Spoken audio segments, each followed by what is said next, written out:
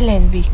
لو عايزة وصفة فراخ سهلة وطعمها حلو وصحية ومناسبة للدايت والجو اللي احنا فيه ده، تعالي هنعمل مع بعض الشيش طاووق بتتبيلة مميزة وخطيرة. وانتي بقى اي تتبيلة جربتيها قبل كده اعتمدي التتبيلة دي وعلى ضمانتي.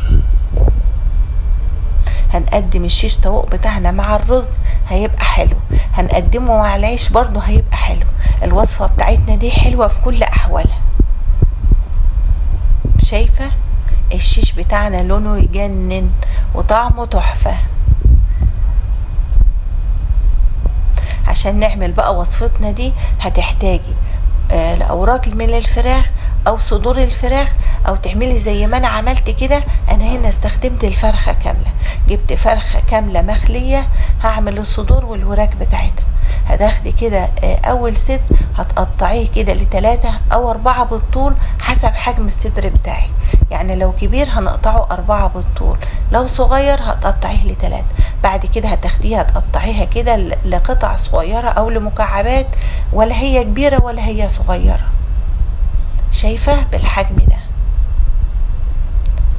لحد ما اخلص كل الكمية بتاعتي. بعد كده كمان بجيب الوراك بقطعها كده ل4 أجزاء.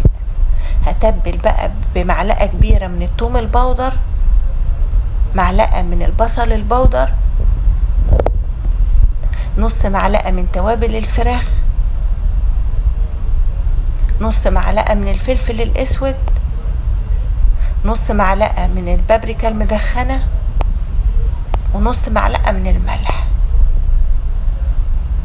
بعد كده هحتاج كمان ل3 معالق كبار من زيت الزيتون، ولو ما عندكيش زيت زيتون تستبدليه بزيت نباتي مفيش مشكلة. الزيت ده بيخلي الفراخ بتاعتنا طرية جدا وطعمها حلو، وكمان بيديلها لون حلو. بعد كده هجيبي ليمونة كبيرة تعصريها وتاخد العصير بتاعها، وده معلقة كبيرة من العسل الأبيض، بيخلي الفراخ بتاعتنا طعمها حلو، كمان بيخلي لونها حلو كده وهي بتتشوي. قلبي بقى الفراخ في التتبيلة بالشكل اللي انت شايفاه ده. تقدري كمان تقعدي تقلبيها بايدك كده وتحاولي كده تعملي لها مساج وتدخلي كل التتبيلة في الفراخ بتاعتنا. بعد كده هحتاج نص كوباية من الزبادي، ودي بصلة كبيرة انا بشرتها وخدت العصير بتاعها. قلبي بقى الزبادي كده وعصير البصل مع الفراخ لحد ما التتبيلة بتاعتنا بقى توصل لكل اجزاء القطع الفراخ.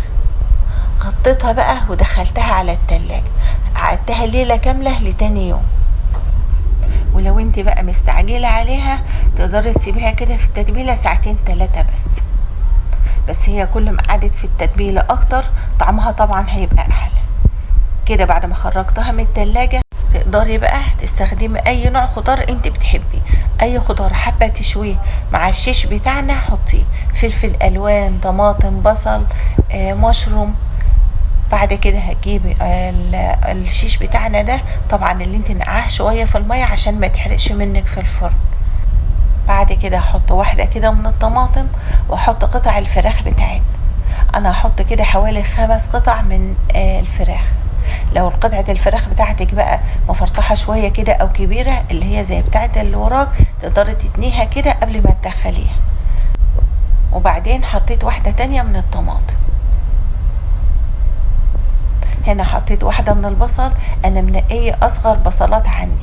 شايفة البصلة دي انا حطها كده ببعضها.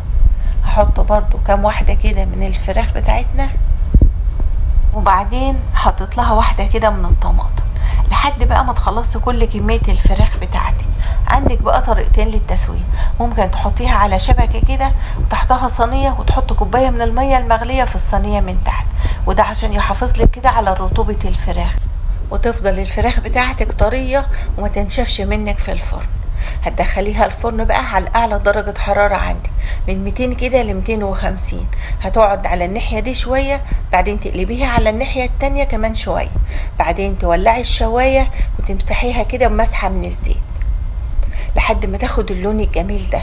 الطريقة التانية بقى تقدر تسوي الوصفة بتاعتنا دي في الطاسة، يعني تحط في الطاسة شوية زيت صغيرين وتسوي فيها الفراخ، تقعدي تقلبي فيها كده على كل ناحية شوية لحد ما تستوي كده وتاخد اللون الجميل ده.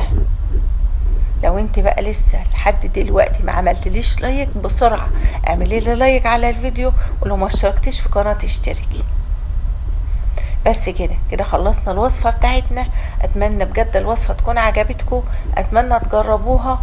اشوفكم في فيديو جديد، مع السلامة.